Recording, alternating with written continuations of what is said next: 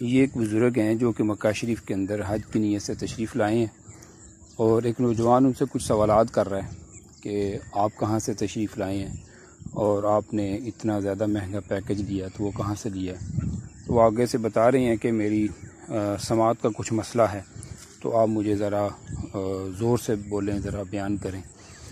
تو اسی طرح چند سال پہلے بھی ایک بابا جی مکہ شریف کے اندر حج کی نیت سے تشریف لائے، تو وہ اپنا ہوٹل بھول گئے کہ میرا ہوٹل کس جگہ پہ ہے۔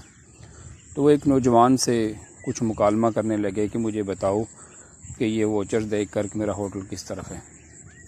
تو وہ نوجوان پڑھا لکھا تھا، اس نے جب دیکھا تو وہ ششدر رہ گیا کہ دیکھیں اتنا مہنگا پیکج اور بڑی لگژری رہائش اور ان کی ٹکٹ جو ہے وہ ہائی کلاس، تو یہ کیسے ممکن ہو پایا۔ لیکن ان کے کپڑوں سے، ان کی شکل و صورت سے یہ لگ رہا تھا کہ بابا جی بہت غریب ہیں۔ ان سے سوالات کرنے لگا کہ بابا جی آپ کام کیا کرتے ہیں، آپ کا بزنس کیا ہے۔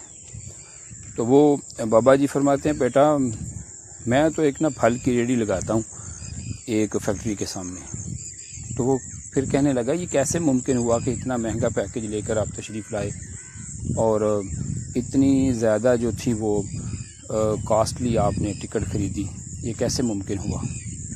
تو وہ بڑے سادے سے اور خوبصورت الفاظ کے اندر وہ بچہ جو تھا پوچھ رہا ہے، لیکن بابا جی اس کے ساتھ کلام کر رہے ہیں۔ تو یہاں پر میں یہ بھی گزارش کروں گا کہ جو حضرات اپنے بوڑھے والدین کو آخری عمر میں حج پہ بھیج دیتے ہیں اور اکیلے بھیج دیتے ہیں، ان کے لیے بھی ایک پرابلم ہوتی ہے بہت زیادہ، اور بڑی ساری ٹینشنیں وہاں پر بنتی ہیں۔ بہرحال وہ بابا جی بڑے خوبصورت الفاظ کے اندر یہ ارشاد فرمانے لگے بیٹا کہ میں ریڑھی لگاتا ہوں لیکن میرا رب تو ریڑھی نہیں لگاتا۔ تو یہ جسے چاہا در پہ بلا لیا، جسے چاہا اپنا بنا لیا، یہ بڑے کرم کے ہیں فیصلے، یہ بڑے نصیب کی بات ہے۔